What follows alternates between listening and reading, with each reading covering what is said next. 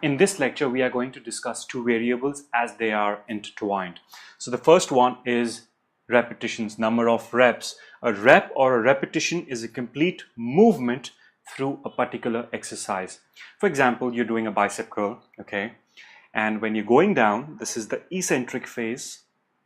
And then when you come up, this is the concentric phase. And when you hold the dumbbell, that is the isometric phase. So all these three phases is one complete rep, okay? And the amount of weight used is, well, that's pretty obvious. 5 kilos, 10 kilos, 15 kilos, whatsoever. So now I want to discuss two main concepts in this lecture. The first one is 1 rep max. Now 1 rep max is the maximum amount of weight a trainee can lift for any given movement for only 1 rep. So if I'm doing a deadlift, okay, and I'm lifting 300 pounds and I can only do 1 rep with that, that is my 1 rep max. Further understand this concept of 1 rep max, let me take you to a website and where I will explain this concept more clearly. So you need to click on this link as it's shown on the slide, or if you cannot click on that link, then you need to find your training module for advanced diploma in fitness and go to module 3, lecture 3, and you would be able to find this link. Okay, so here we are. This is the website that I was talking about. Now let's use an example. Say you're doing your inclined dumbbell press, chest press, and you lift 30 kilos of dumbbells and you perform 8 repetitions. So let's click on calculate. Now, if you focus on your right side, 37 kilo dumbbell is your 1 rep max. Okay, and if you lift 19 kilo dumbbell, that is your 50% of your 1 rep max. Let's come down slightly.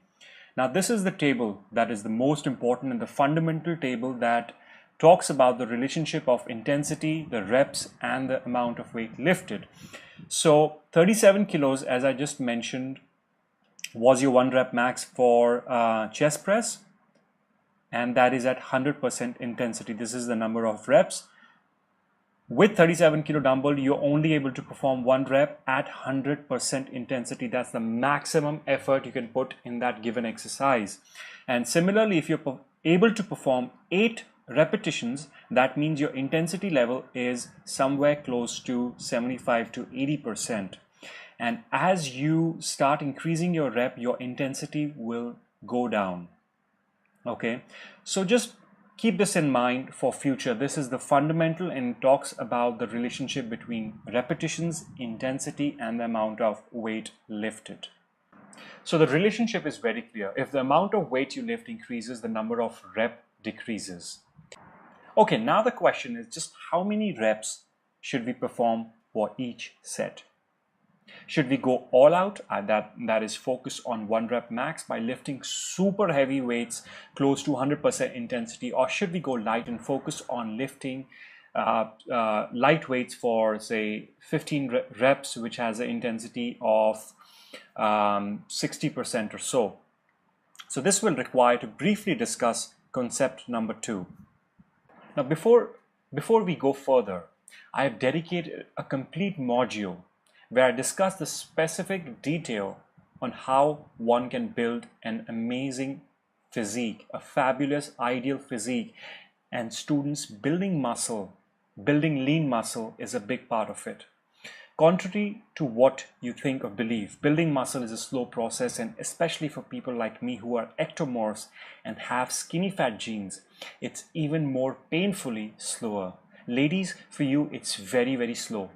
My point that I'm trying to make here is that it is one of the biggest myths floating around in the fitness and the muscle building industry. So when we're trying to figure out what rep should we need to perform for every set, then we need to make sure that our goal is absolutely clear, and that is to build muscle and lose fat in the most effective manner. Now, this is not a muscle building course or even a fat loss course, but a course on fitness. But I still need to bring forth and discuss the principles of muscle building in order to explain you just what rep range you should focus on and why.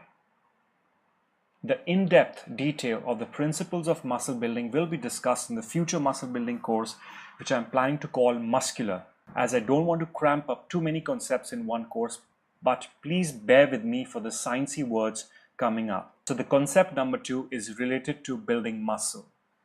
Now, to build muscle, you need to lift weights between 70 to 85% of your 1 rep max. Okay, this creates the greatest hypertrophy, which is a fancy word used to referring to muscle size. Now, if you notice, let's go back to our table. This means you would need to do 5 to 12 repetitions for every set. So now we have a range, okay, and that's what I like. It's always important to build a framework and then work around it. So 5 to 12 repetitions is what we need to stick for every set. And this fact is proven by a meta-analysis done in 2003. It is a meta-analysis, it's a collection of 140 studies which was done in relation to strength training, and the researchers concluded that training with a mean intensity of 60%, that is 15 reps of 1 repetition maximum, elicits maximal gains in untrained individuals, that is beginners, whereas 80%, that is 6 to 7 reps, is the most effective in those who are trained. Okay. Now, few fitness experts swear by the low rep range. They ask us to focus purely on 3 to 5 repetitions, whereas other advocate a more moderate range, that is 7 to 12 reps. So which is the best for optimal hypertrophy? To answer this question, I need to take you through another brief theory to find out exactly what muscle hypertrophy is and what types exist. Please bear with me over here. Now, muscle hypertrophy is increase in the size of skeleton muscle, as we have discussed. Now, hypertrophy is of 2 types. One is myofibril hypertrophy, that is the increase in the size and number of the myofibril contractile proteins, actin and myosin. When they grow in number within a muscle fiber, the amount of force that can be produced goes up too. Heavy lifting, that is lifting between 80 to 100% of 1 rep max, induces this type of hypertrophy. Focusing on this kind of hypertrophy gives you rock hard, dense muscles. Okay. On the other hand, sarcoplasmic hypertrophy is increase in non-contractile components, that is collagen, glycogen, water, etc. in the muscle cell. Okay, this type of hypertrophy may result in greater muscle bulk without increases in strength. Moderate weights, that is between the 70 to 80% of 1 rep max, induces this type of hypertrophy. And focusing on this kind of hypertrophy gives you those puffy bodybuilder muscles.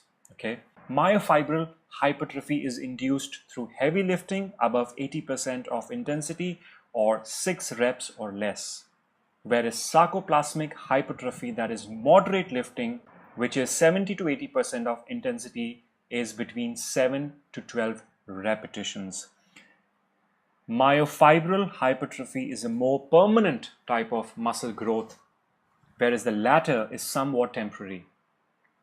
You'll be happy to know that building muscle, that is myofibril hypertrophy, is like learning how to drive a car. Once you have learned how to drive a car, you really don't forget it even when you drive after a year of gap, right? So the same thing with muscle building, mainly myofibril hypertrophy. Once you reached a good level of muscle mass by lifting heavy weights and you take a break, your muscle never really goes away. Sure, there's a loss of glycogen store, water loss, and that is sarcoplasmic hypertrophy. So size does decrease, but size and number of myofibril in your muscle cell does not decrease. But do note, this is not for life, okay? And the point that I'm trying to make here is that it's possible to maintain your muscle mass with very little maintenance work. Although the same cannot be said about gaining fat. So when you stop gymming, of course, fat gain is very prominent.